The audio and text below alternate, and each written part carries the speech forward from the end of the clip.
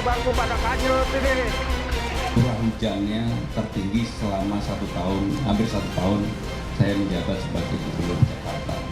Bahkan di 8 titik di Jakarta Utara yang kita monitor, kita pasangin untuk curah hujan, itu ada yang sampai dengan 280. Problemnya adalah rop, kemudian air tidak bisa turun, tidak bisa dipompa.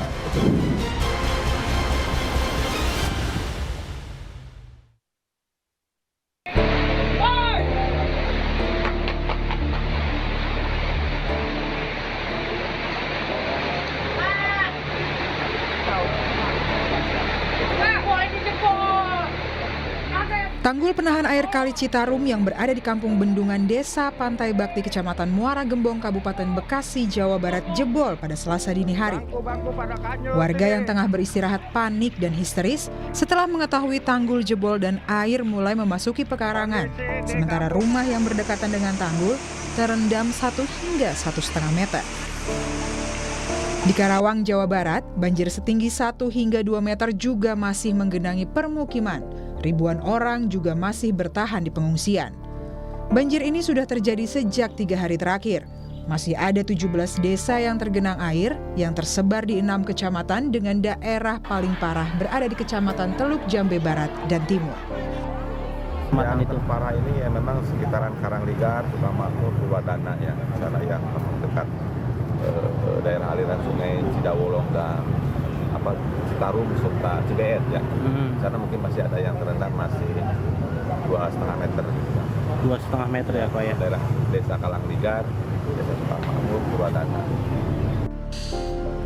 Cuaca ekstrim yang terjadi di sejumlah wilayah di Jawa tak hanya mengganggu aktivitas sehari-hari warga, namun rel kereta api jarak jauh di Pekalongan pun terganggu.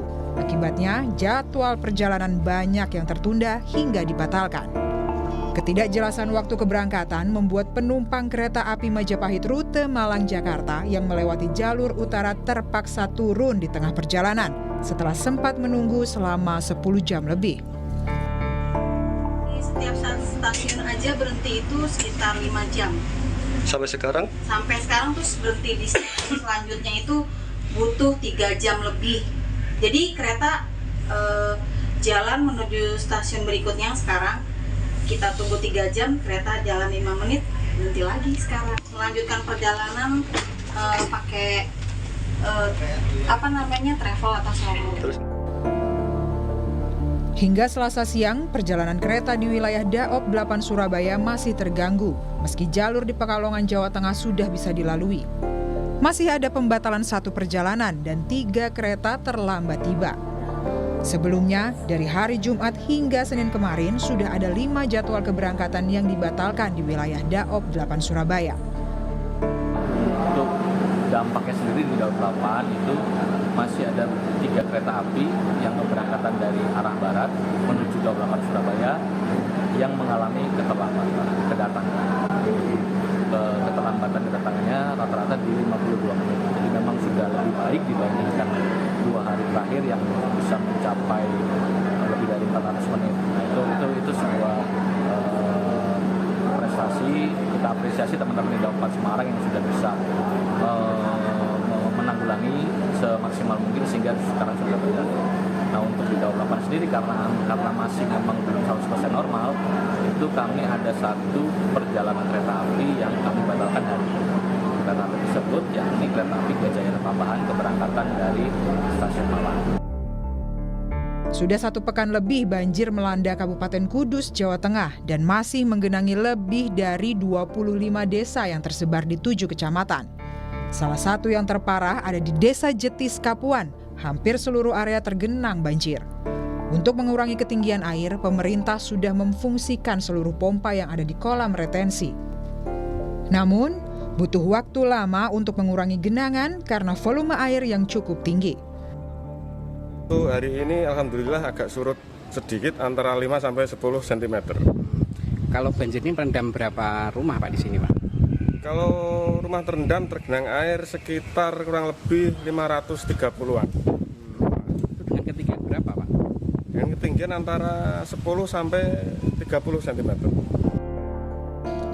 Di ibu kota Jakarta, hujan deras akibat cuaca ekstrim juga mengakibatkan sejumlah jalan utama tergenang banjir hingga 2 hari berturut-turut. Gubernur DKI Jakarta Pramono Anung menyatakan, banjir yang terjadi di Jakarta pada Minggu hingga Senin pagi tak hanya dikarenakan cuaca ekstrim, melainkan juga karena adanya banjirop. Untuk mengurangi genangan, Pemprov DKI Jakarta menyiapkan 1.200 pompa mobile, stasioner, dan pompa dari PUPR agar mempercepat penurunan debit air di jalan dan permukiman. Jadi memang hari Sabtu Minggu itu curah hujannya tertinggi selama 1 tahun, hampir 1 tahun saya menjabat sebagai Gubernur Jakarta.